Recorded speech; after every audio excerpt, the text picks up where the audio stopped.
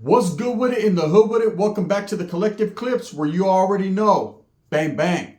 We get it in, right? But before we get it in today, let's hit that like and subscribe button. Put your notification bell on all so that way you're directed in the direction of the dope content I am kicking. And I highly appreciate all the support I'm getting. We're going up, right? So you guys see the thumbnail and ooh, spooky, right? Oh, it should be. Because these individuals, man, albeit well respected, ain't the ones to joke around with and ain't the ones to play with, right? We're talking about the Mongols today. The Mongol Motorcycle Club, man. You know, Mongols forever, forever Mongols. The Mongol nation, all that. You know, a lot of respect. I have a lot of respect for the Mongols. You know, I've only had lightweight interaction with these guys. You know, I got a couple homeboys from San Jose that are actually Mongols.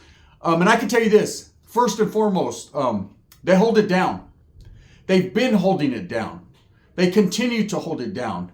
You know, they're to be well respected. Stop swinging on the nuts, gun. I'm not swinging nowhere, man. I'm just bringing it to you for reals, right? And when I really say that the Mongols, to me, are the most dominant and predominant Chicano biker club, I say it's facts. I say it's truth, man. I know there's a lot of other Chicano clubs that have been around a long time. I know the Banditos have a lot of brown brothers, as well as La Raza Motorcycle Club. Well, the name says itself. And there's so many others.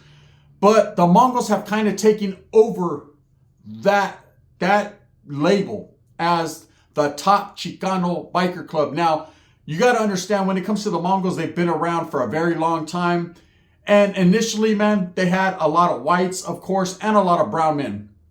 And I respect that. I remember growing up, my father, you know, rest in peace, had a motorcycle, and he would always have bikers in and out of the house. You know, he kicked it with a lot of Hells Angels. He wasn't a part or affiliated with it. He just kind of associated with them. These were his homeboys. A lot of these guys were Chicanos at the time. A lot of them did have lowriders as well as their bikes. And these were 9-to-5ers, guys that had held good jobs. They were just part of a club, a fraternity, a brotherhood, you know, that being the Hells Angels. And that's who, you know, he kind of brought around.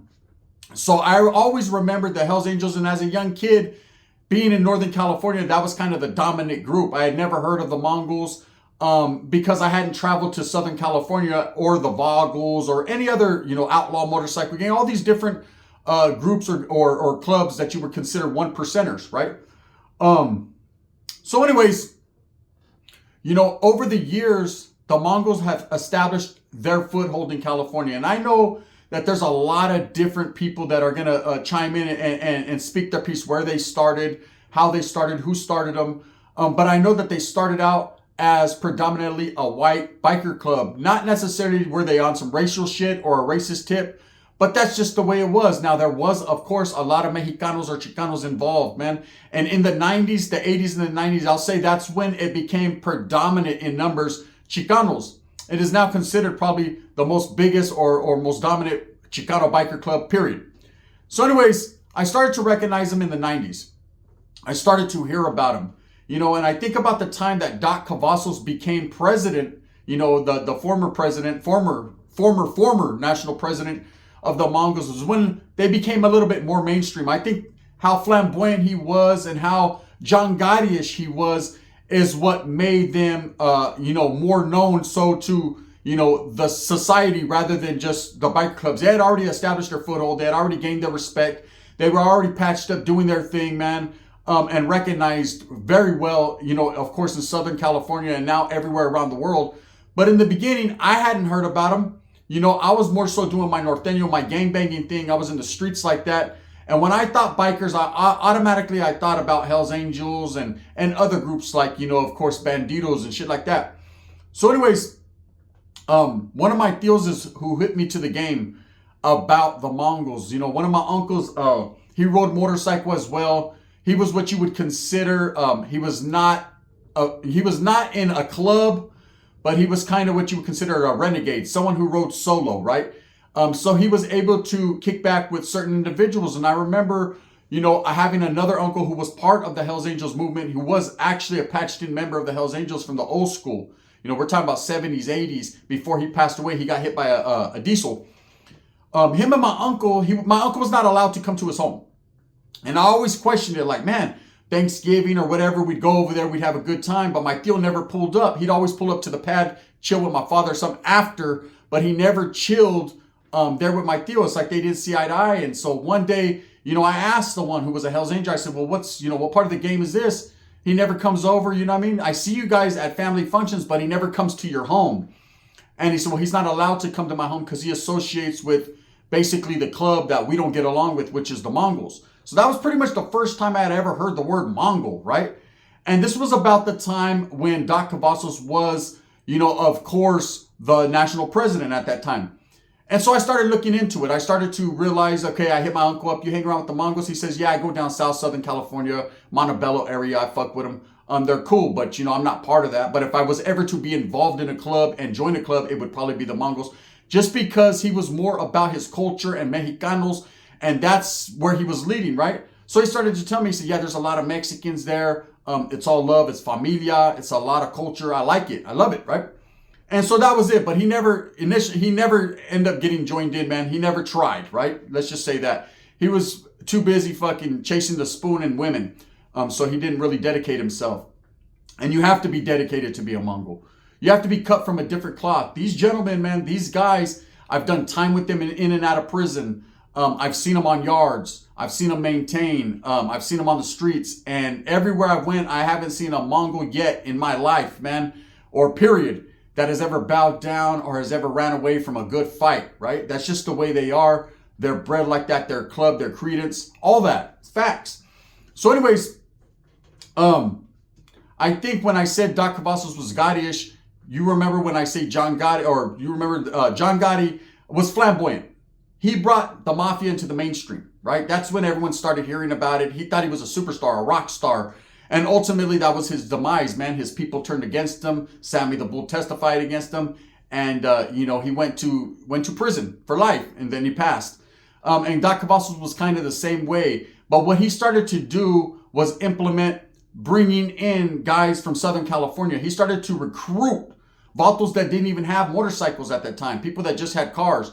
One thing I've always heard about clubs, and you can correct me if I'm wrong, a lot of these motorcycle clubs, albeit they have different policies, different politics and rules, and that's their clubhouse business, but a lot of them don't accept you. One of the main rules is you have to have a bike. You can't be a biker without a bike, right?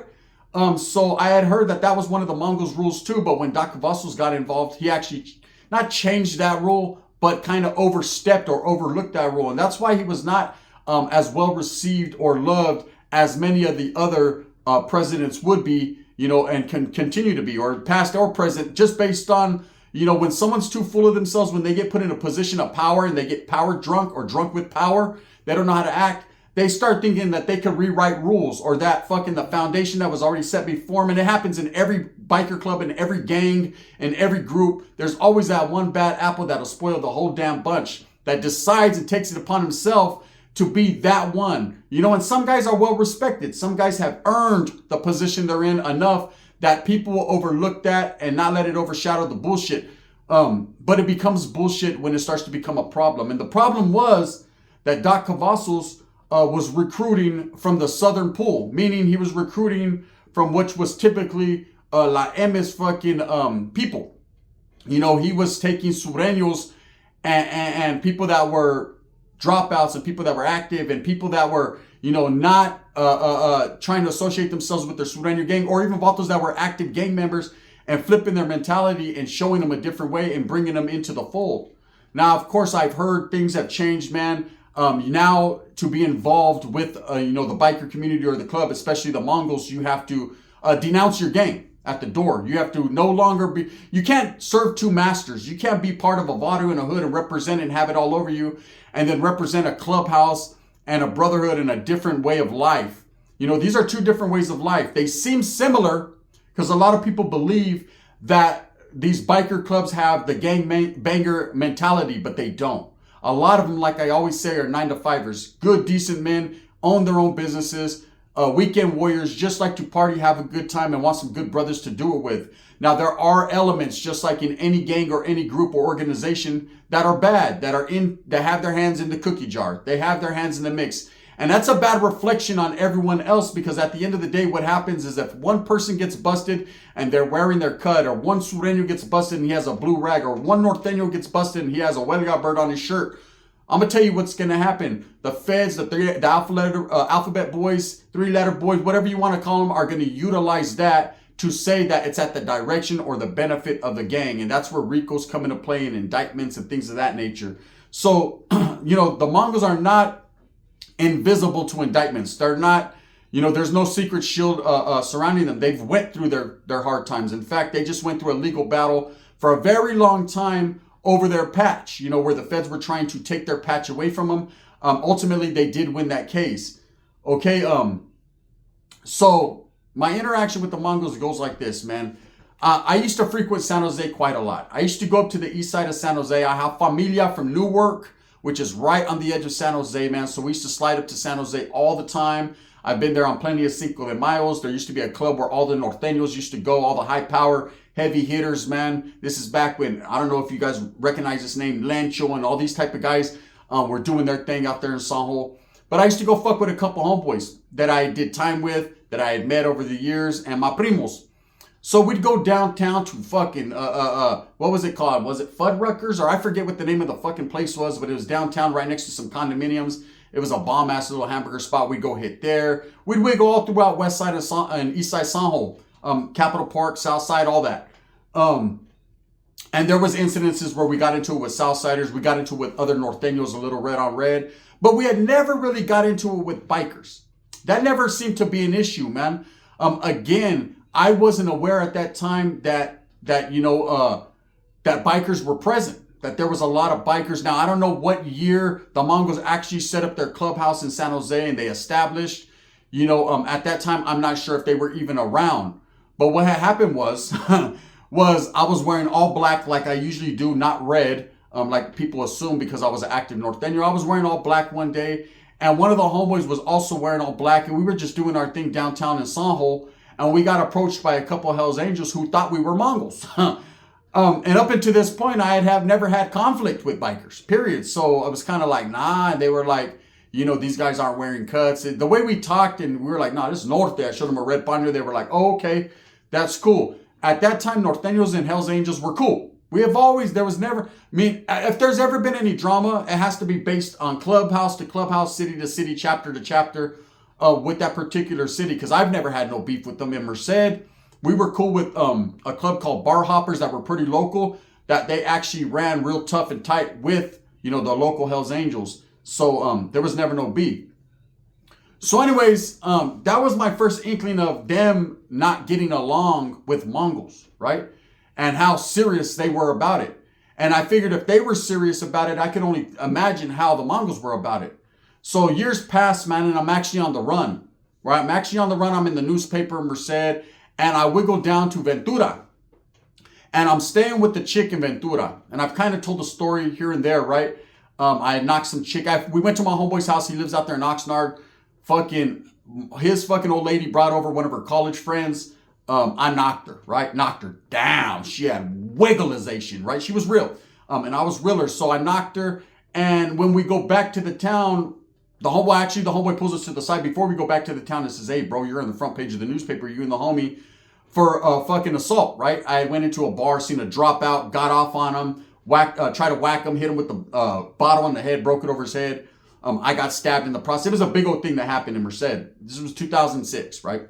So anyways, I wiggle, I'm like, fuck, I need somewhere to go to hide out. I remember the chick, I get a hold of her. She's like, come on down. I jump on the Amtrak and I'm gone, right? Pull up there. She's like, it's all good. You know what I mean? As long as you can give me the big beeps. I said, we could work that out, right? So I'm having it my way. I'm there about 2 weeks. This was the same chick that I told the story of. I was wearing a Raiders jersey, right? And she was like, nah, you can't wear that around here, man. Over here, it's Colonia. Over here, you got to wear fucking Cowboys. She threw me a fucking Emmitt Smith jersey. I slapped them on and whatever, right?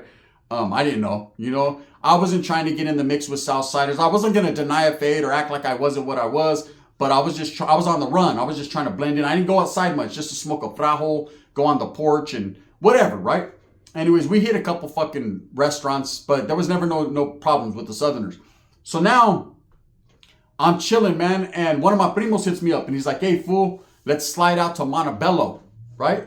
And I said, well, what's out there? He goes, I got some chicks out there. You're down south, right? I'm going to come pick you up. You slide out to LA with me because I ain't trying to go alone. I'm like, fool, I'm on the run, bro. If we get pulled over or something, it's a wrap for me, right? And I had been working it out with the homeboy, my crime partner. He was still in the town.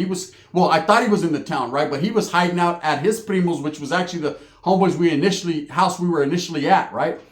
So he's over here telling me he's out of town, but really he's closer than I thought. So the homies, my primo slides, we go down to Montebello. I'd never been to East LA or that area, period. I had never been there. In YA, I was in Whittier.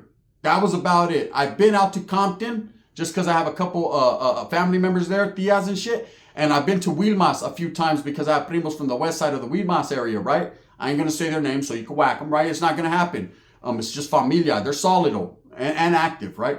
So I have been to the LA area, but I've never been to deep East LA or Montebello, right? So we slide out there. And we go to a bar with these chicks. And she was like, this is a biker bar. So it's going to be all good. As to avoid, any fucking conflict with sureños or whatever. We weren't hiding, but we're trying to fucking fuck and chill and drink. Have a good time. We're not trying to fucking gangbang, especially in LA where our numbers are very short, right? 0. So we're there at this biker bar and this was a Mongols hangout bar. This was their shit, right? So I'm seeing guys walking with cuts. They're kind of looking, but they're not saying anything. And then I slide up on the bar to order a Midori sour, right? And one of them is like, hey, where you from? And I'm like, here we go, man. I said, I'm a Norteño, man. And he was like, a what? I said, Norteño. He was a big white dude. He was like, oh, that's what's up, brother. I did time with some of your homies, with some of your people in prison. And I was like, yeah. And he was like, yeah, fucking. And we started chopping up, laughing. And I was drinking with these guys. And this was my first interaction with Mongols. Hella cool guys. Weren't tripping, man. Doing their thing. Seemed like they were down-to-earth individuals, but bigger than a motherfucker. Didn't look like any of them would look like they could bench press me and everyone in there. Didn't look like they were fucking around, right? So, I gained an element of respect after that day for them. Just they treated me with hospitality in their area. I never went back. But, over the years, I've done spills on Mongols. I had, a phone conversation or two with Little Dave, who's actually an out bad. I'm not even aware of his status right now, to tell you the truth. Some people were saying he told, some people were saying he didn't. I don't know how that all ended up for him, man, but I did have a conversation with him, and he wasn't a down-to-earth individual, and we did talk. Of course, that didn't end up quite right on his behalf or mine because of business, and it is what it is. But at the end of the day, I will respect him and say that, the Mongols, being Chicanos, I respect it. See, I love everything in raza. I've always been brown. I've always brown first and foremost. Got love for the blacks, love for the woods, brother, the whites, but it's always been brown with me. So anything that reflects brown, whether it be a biker club, a gang, sureños, norteños, bulldogs, whatever, I respect it and I love it because it's part of my culture. It's part of the history of being a brown man, especially, on the west side. That's just how it is. So, one thing I can say about the Mongols that's for surely though, and it's facts, is that they are definitely an issue. They're an issue if you press an issue, man. A lot of people in the communities and I think the feds and the mainstream news media has fucking smutted these guys up bad and made them into villains and something that they're not. Everybody is involved to some degree in crime. Every group has their days, man, where shit happens or they're warring with other groups or other biker clubs. We all know about the Hells Angels and Mongols and their back and forth and their issues and what it may pertain to, whether it be because they had the California bottom rocker or whether it is over something totally different. I don't know. I can't spit the history on it. There's other biker shows and biker channels that will definitely let you know exactly what it is. But I just wanted to do this video because I respect them. I respect them and I consider them, albeit they are just a biker club that have all different ethnicities.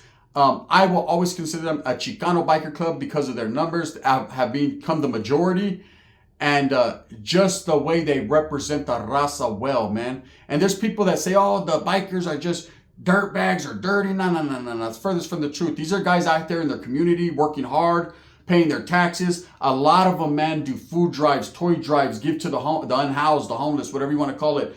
I've seen nothing but great things from bikers. Yeah, you hear the stories and see the movies and, oh man, the Hells Angels, the Mongols, the Vogels, the Outlaws, the Banditos, they're crazy. The Chingalings, the Gypsy Jokers, the whatever, that they're all bad. And no, man, They're not. That's the furthest from the truth.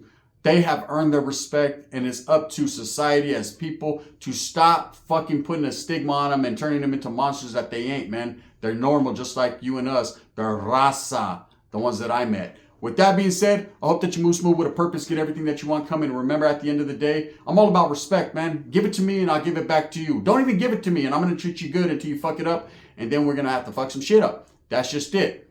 Thumbs down or thumbs up. Gunner is always going to be in the cut. I fucked up trying to say that, but you know what I mean. The gun. Bang, bang. Chingaling.